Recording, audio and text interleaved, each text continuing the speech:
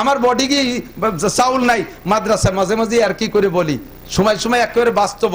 আগে একদিন দেখি মাদ্রাসার গোলাঘরের একটা ইন্দুর চলে যাচ্ছে, দিনের বেলা দুপুর বেলা ইন্দুর দরজা দিয়ে বেড়ে যায়।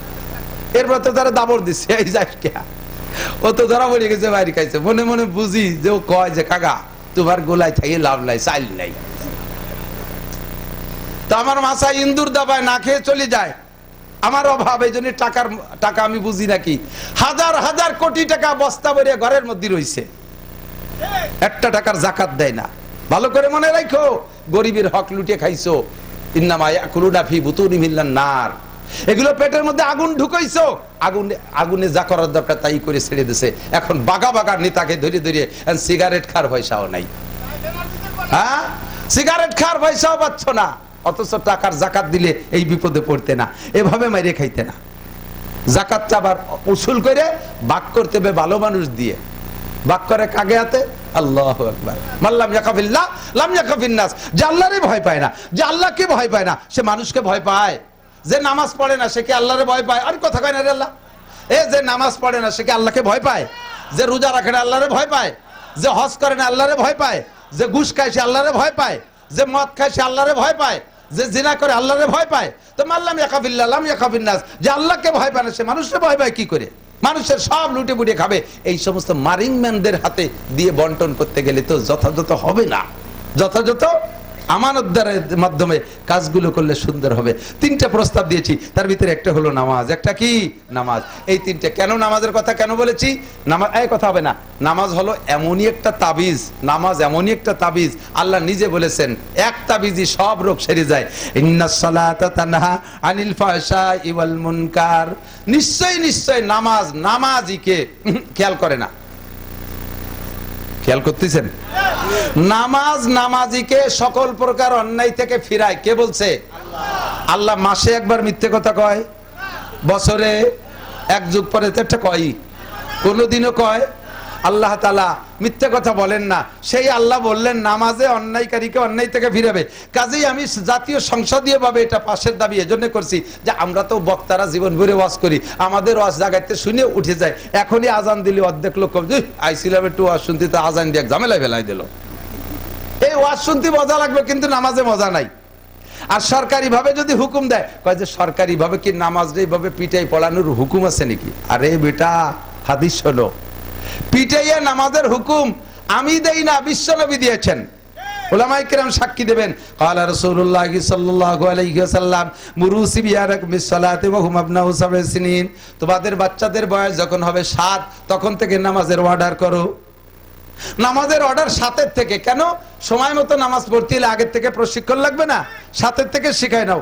আবার ফাঁকে আরেকটা কথা কয়ে যাই, 7 আগে মসজিদেরই বানা বাচ্চাদেরকে। এসে গেছে একটু কয়ে যায়, এই জায়গায় একটা কথা থাকে। ছোট ছোট 2, 3, 4, 5, 6 বছরে, 4-5 বছরে, 3-4 বছরে পোলাপান দাদারা এইগুলো সাথে করে নিয়ে যায়, পুতাকে নানারা নাতি সাথে নিয়ে যায়, ছেলের বাপে নিয়ে যায়। বয়স তার 3-4 বছর, সে কি মসজিদের কিছু বোঝে? ওই সময় তারা নিয়ে যায়, সে যাইয়া মসজিদের কোনো তা বোঝে না। বাপে নামাজে দাঁড়াইছে, গাড়ি উঠে যায়, সিজদায় গেছে তল দিয়ে কানে খুসা দেয়, রুকুতি গেছে পকেটেতে চকলেট নিয়ে দেয়, আব্বা তুই এটা খা। ইমাম সাহেব আল্লাহদের ঠেলায় 4 বছরের একটারে নিয়ে মেম্বারে বসাইতে নামাজে দাঁড়াইছে, ও থিয়ে জাতি পারে না। সে পুরো মসজিদের ভিতর দিয়ে কাতারে কাতারে তওয়াফ করে টরে যাইয়া বাপের যায় নামাজের সামনে দাঁড়াইয়া প্যান্ট খুলে মুতিয়ে দিছে। বলা এবার নামাজ কিভাবে ভাই? 7 আগে বোধ হয় না, 7 পার হয়, বয়সের সাথে সাথে ক্লাস পার করলে আল্লাহ তাআলা একটা বুদ্ধি দেয়। 7 থেকে বাচ্চাদের একটু ডাইন বাম বোধ হয়, এই জন্য 7 থেকে নামাজ শিক্ষা দাও, 7 মক্তবে পাঠাও, 7 আগে পড়াতে যাও না। কেজি কিন্ডারগার্টেনে 3-4-5 বছরে তার ডিমিতে হুটিয়ে বেরোচ্ছে, চোখ ফোটে নাই, তাই নিয়ে কেজিতে ভর্তি হয়েছে, 10 খান বই দিয়ে দিছে। এর মাথার উপরে এতগুলো বই দিয়েছ, কি বুঝবে? ওই ছোটবেলায় যদি একবার মাথা ব্রেন সেট হিট হয়ে যায় আর কোনোদিন তারে পড়তে বলতে পারবেন না। ও যদি একবার পড়বো না, জাকিমের কয় পড়বো না, ওর আব্বারে কয় তুই পড়িস নি তো আমি পড়বো কে? কিন্তু 7 থেকে দেখবেন, এই 7 আগে বলবেন না, সাথে গেলে বাচ্চাই নিজেই বলবে আব্বু আমারে বই কিনে দেন, স্কুলে ভর্তি করে দেন, আম্মু আমি কোন মক্তবে যাব, এই হুজুরির মক্তবে যাবো না, আমার সেপারা কিনে না, আমি মক্তবে সবাই যাচ্ছে আমারে পাঠায় না, এই জ্ঞানের উঠবে। সাথে গেলে তার পড়ার একটা স্বাদ আছে। এই জন্য হুজুর বলেন মুরু সিবিয়ানাকুম বিসসালাত ওহুম আবনাউ সাবঈ সিনিন, তোমাদের বাচ্চাদের বয়স যখন 7 তখন থেকে তাদেরকে নামাজের হুকুম করো, নামাজের প্রশিক্ষণ দাও। ওয়াজরিবুহুম আলাইহা ওহুম আবনাউ আশারা সিনিন, বাড়তে বাড়তে বাচ্চার বয়স যখন হবে 10, কত 10, ইজরিবুহুম পিটেন দাও, আলাইহা নামাজের কারণে, ওহুম আবনাউ আশারা সিনিন বাচ্চার বয়স যখন 10 নামাজের জন্য পিটেন দাও। তাহলে নামাজ পড়ার জন্য পিটেনের হুকুম আছে না নাই? আছে না নাই? ও দোস্ত 10 ক্লাসে ভালো রেজাল্ট কেন করলো না, তার জন্য পিটান দাও। অঙ্কে কেন ফেল করলো, তার জন্য পিটান দাও। ক্রিকেট কেন ভালো খেললো না, তার জন্য তিরস্কার করো। 10 কেন নামাজ পড়লো না, কোন আব্বা সন্তানদেরকে পিটেন দিয়েছেন একবার? তো আব্বারে যদি অর্ডার দেয়া থাকে যে 10 বছরে পোলারে পিটাই নামাজ পড়ো, তাহলে সরকারের অর্ডার দেয়া আছে কলেজের যুবকরে পিটাই নামাজ পড়াও, কলেজের যুবতীরে পিটাই নামাজ পড়াও, তারই যে পর্দা পিটাই করাও। হুকুম আছে কি আছে না? কথা বলেন আছে না নাই? যদি এই কয়টা কথা সরকার পালন করতো, বাংলার জমিনে এগেরেস্টে কোনো দল সামনে দাঁড়াইতে পারতো না, কেউ আসতো না ইনশাআল্লাহ। আমল করাতেই পারলাম না, যার কারণে ফেল করলাম, কায়দা মতো ফেল।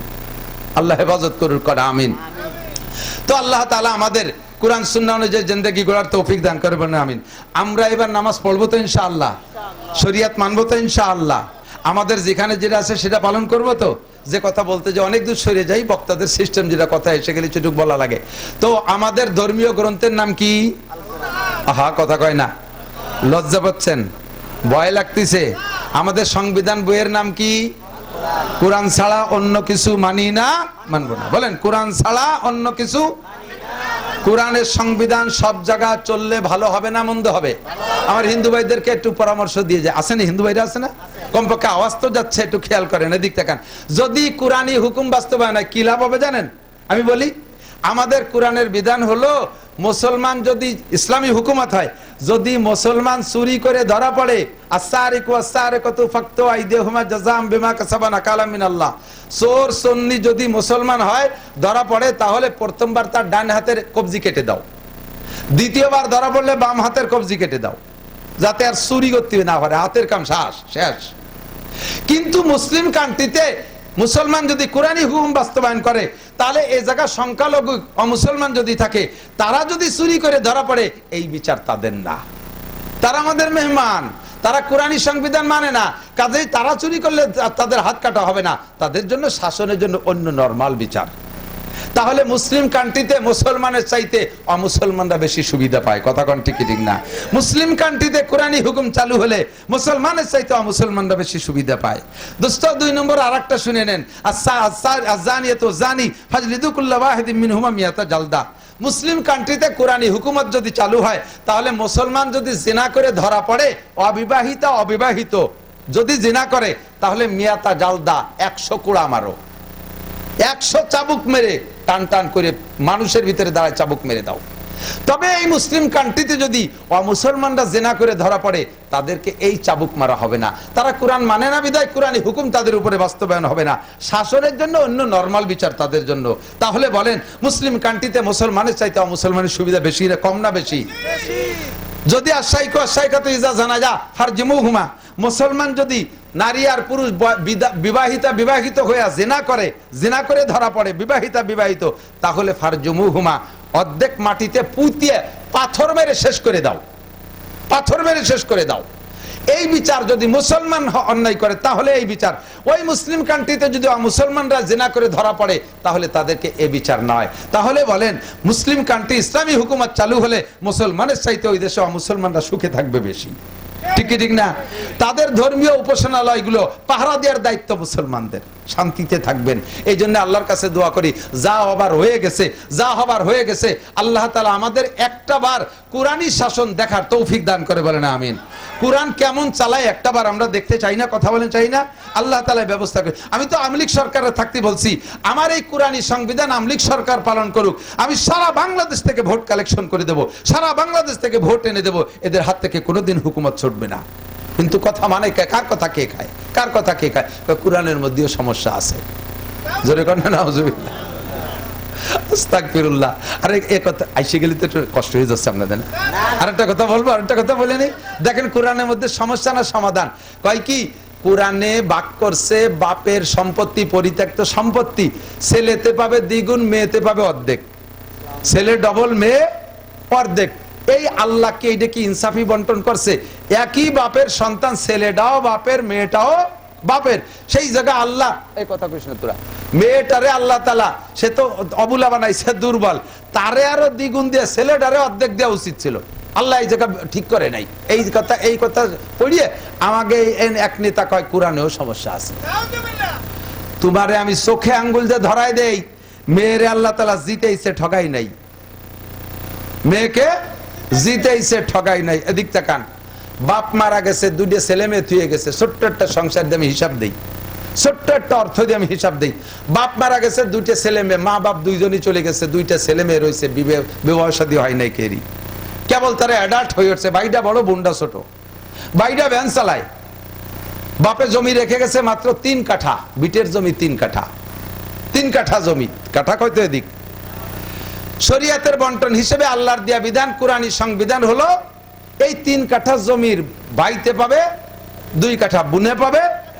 এই যে আল্লাহ বুনডে ঠগাই দিয়েছে, জম্বের ঠগান। এই দেখে কয় কোরআনে সমস্যা আছে।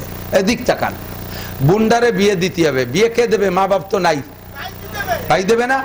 এই বুন্ডারে এই জামানায় বিয়ে দিতি কিছু না কিছু লাগে, তো লাগবে। ছেলে একটা ঠিক করছে ওই সাইজের ভ্যান চালাই নিয়ে, সেও সুফি সাহেব, দরবেশ সাহেব, সরমুনার মুরিদ, কয় ভাইজান আমি তো যৌতুক ফৌতুক নেব না, তা আমি ভ্যান চালাই, পরে একখান ফাও মানে বাড়াইতে ভ্যান চালাই, ওরে দিন গেলি 500 টাকা দেওয়া লাগে। আপনি যদি কষ্ট হয় 1030 টাকা দিয়ে আমার এখানে ভ্যান কিনে দেন, পরে আমি আস্তে আস্তে চালাই আপনারে দিয়ে দেবো। এই শুরু হয়েছে। তো দেখছে যে একটা বোন, ছেলেটা ভালো, সরমুনের মুরিদ, তার একখান ভ্যান কিনে দেবো অসুবিধাতে, আমাকে আমার বোনই তো খাবে, এতে রাজি হয়ে গেছে। 3 কাঠা জমির দাম 1.5 লাখ টাকা, 50,000 টাকা করে কাঠা। বুনে ফয়লাই বনাইরে দিয়ে দিয়েছে কত? 30,000। বিয়ে খুব শর্টে হবে, তারপরও 30 জন লোক আসবে। যত কমে খরচ করুক, 30 জনের পিছনে 30,000 টাকার নিচে হয়? আত্মীয় স্বজন কিছু আসবে না? এইটা কি বুনে কামাইরে আনছে, ভাই সাপ পাঠাবে নাকি ভাইতে দেয়া লাগবে? বাইর দেয়া লাগবে না? এ জায়গা 38,000, 30, 60 চলে গেছে। এই 30-60,000 নিয়ে চলে গেছে। এলো বুন পেয়ে গেল, এ সবই তো বুনির জন্য। এবার ভাইটা কায়দা করে দেন মোহর ধরে দিয়েছে 2 লাখ টাকা। কত? এই 2 লাখ টাকা ভাই সাহেবের কাছ থেকে বুনডে আদায় করে দিয়েছে। তাহলে বুনে পালো 2,60,000, আর বাপের জমির 50,000, তাহলে বুনে রয়ে গেল 3,10,000। বাইরে আছে কত? 1 লাখ। সেই 1 লাখের এবার বুনির পিছনে তো চলে গেছে 60, আছে মাত্র 40। এরপরে বুনডা বা শ্বশুর বাড়ি যাওয়ার পরে ছেলে মেয়ে হয়েছে, মাঝে মাঝে সিগন্যাল দেয়, ভাই আব্বাও নাই, মাও নাই, বাপ হলিও তুই, মা হলিও ভাবি, একটু বেড়াতে আসতে চাচ্ছি, আয়। শেষবারের মতো বেড়াতে আসতেছে। ভাই আমার শ্বশুর শাশুড়িও বুড়ো মানুষ, একটু আসতে চাচ্ছে, নিয়ে আয়। আমার দাদি শাশুড়ি একটু আসতে চাচ্ছে, আনতো তারও। আমার নানি শাশুড়ি কন্যা মরে কোয়া যায় না, বুড়ি একটু আসতে চাচ্ছে, শেষবার নিয়ে আয় সাথে। আমার 2টা ননদ আছে, ওরা একটু আসতে চাচ্ছে, আনতো সাথে। দিয়ে পড়ছে, আন নিয়ে আয় সাথে। ওকে এক একজনের মোটে 4 ডে সাল মাইয়ে নিয়ে আয়, সব ডুন্ডে 20 ফুরিয়ে গেল না।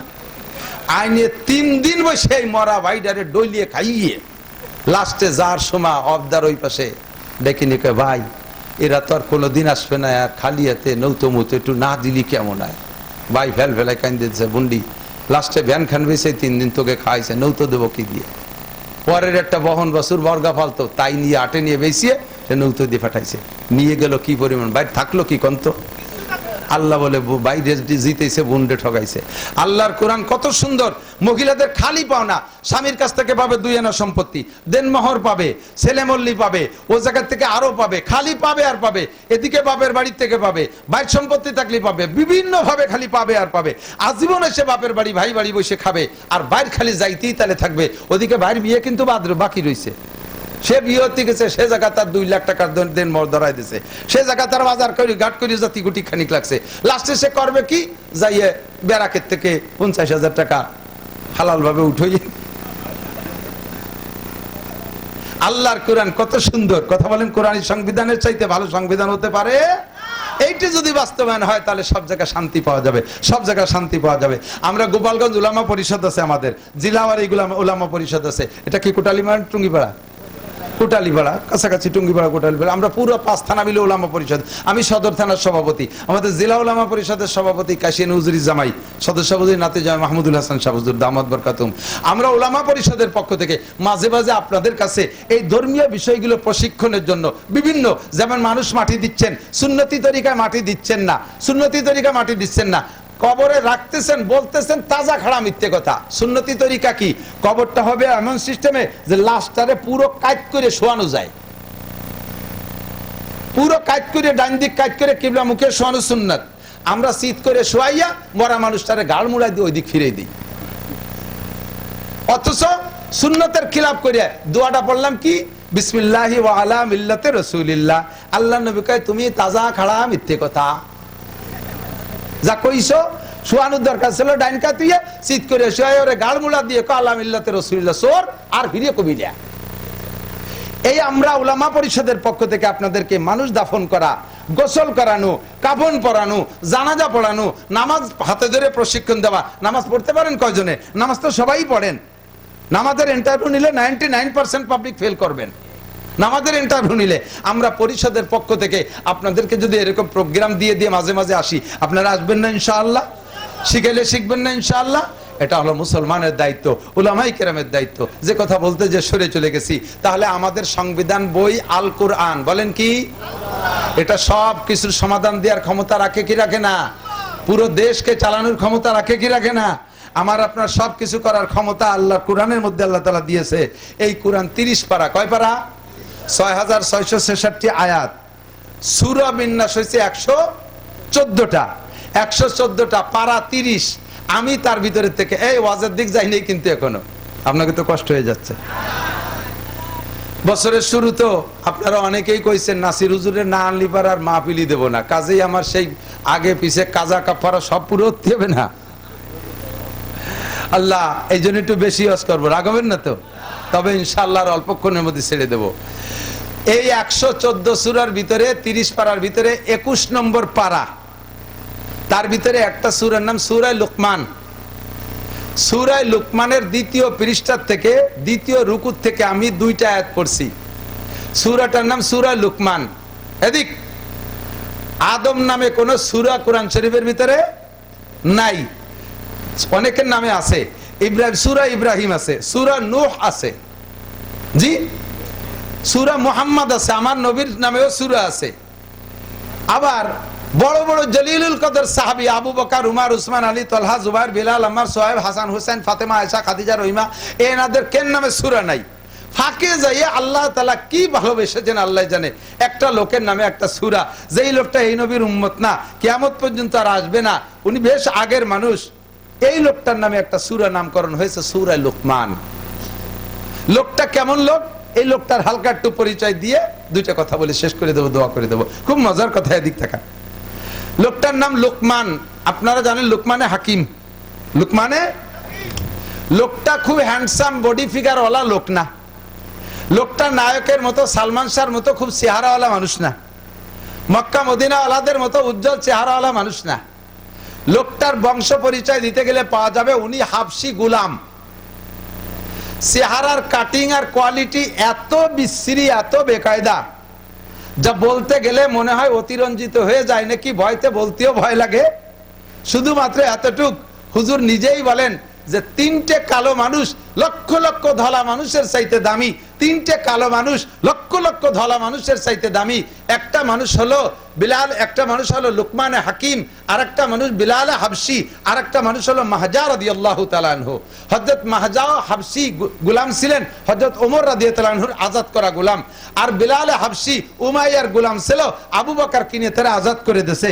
আর এই লোকটা লুকমানে হাকিম আরো প্রায় 2500 বছর আগের মানুষ, উনিও গোলাম ছিলেন, ওনার পূর্বপুরুষও গোলাম। চেহারা মিচমিচে কালো, ঠোঁট দুটো এরকম মোটা, চোখ দুটো ছোট ছোট, দাঁতগুলো সাদা, মাথার চুলগুলো ভেড়ার চুলের মতো কুকড়া কুকড়া, আঙ্গুলের মোটা মোটা, পা ফাটি গেছে বালিয়ে বাঙ্গির মতো, এই ঠোঁট এরকম ফাটা, কোনো দিক দিয়ে কোনো ঢক নাই। যদি খালি গায়ে বসে থাকে তাহলে মানুষটা বন্য প্রাণী, এ বোঝাই বড় কঠিন। এরকম একটা কালো মানুষ। লোকটাকে আল্লাহ তাআলা প্রস্তাব পাঠিয়েছেন, তার ঈমান আর তাকওয়া, তার আমল আর আখলাক দেখা আল্লাহ পাক খুশি হইয়া প্রস্তাব পাঠাইছে। হ্যাঁ ভাই, এদিক তাকান। চেহারার নাম মানুষ না, কথা কন না কেন? চেহারার নাম মানুষ না, মানবতা আলাদা জিনিস। আদমিয়াত লা মুশাহমো পোস্তেনিস, আদমিয়াত লা মুশাহমো পোস্তেনিস, আদমিয়াত জুজ রিজায়ে দোস্তেনিস। চামড়ার নাম মানুষ না, স্বাস্থ্যের নাম মানুষ না, চেহারার নাম মানুষ না। বহুত চেহারালা মানুষের জুতো দিয়ে পিটাইলে জুতোর ইজ্জত যায়, এরকম মানুষ আছে না নাই? অনেক মোটা মানুষ আছে, বড় হাট্টা কাট্টা বডি, ওরে যদি পা দিয়ে লাথি মারা হয় পারও ইজ্জত যায়, ওরে লাইতেও ঘৃণা লাগে। আল্লাহু আকবার। আবার শুকনো শাকনা একটা কালো মানুষ এমন দামি হইতে পারে, এমন দামি হইতে পারে, সারাটা দুনিয়ার মানুষ তার ভক্ত হয়ে যেতে পারে। এই বিলালে হাবশি কি বলা হয়, লুকমানে হাকিম, কালো মানুষটা এমন কালো, বংশ পূর্বপুরুষ ধরে একেবারে গোলাম আর গোলাম। এই লোকটাকে আল্লাহ তাআলা নিজে প্রস্তাব পাঠাইছে। তাফসীরে মারিফুল কোরআনে দেখেন, আল্লাহ বলে পাঠাইছে, এ লুকমান, তুমি কি নবী হতে চাও না ওলি হতে চাও? বুঝেন নাই? তুমি কি নবী হতে চাও না ওলি হতে চাও? নবী আর ওলির পার্থক্য একটু বুঝে নেন। সারা পৃথিবীর সমস্ত ওলি, আদম থেকে নিয়ে কিয়ামত পর্যন্ত যত ওলি আসছে আর আসবে, সব ওলিদেরকে, আল্লাহ ওলি মানে আল্লাহর খাস বন্ধু, এই ওলিদেরকে এক পাল্লায় বসাই দিলি আর একজন সাধারণ নবীকে আর এক পাল্লায় বসাইলে নবীর পাল্লার ওজন বেশি হয়ে যাবে।